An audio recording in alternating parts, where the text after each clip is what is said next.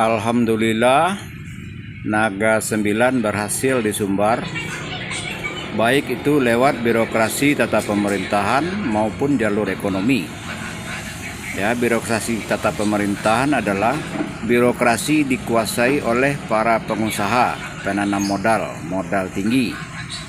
Ya, mulai dari lahan 10 hektar di Bukit Tinggi, Sebendi, Pasate, ya, dijual kepada Naga 9 maupun sepanjang pantai Pariaman, plus mobil trans koridor 1 sampai koridor 6, mematikan banyak usaha menengah ke bawah.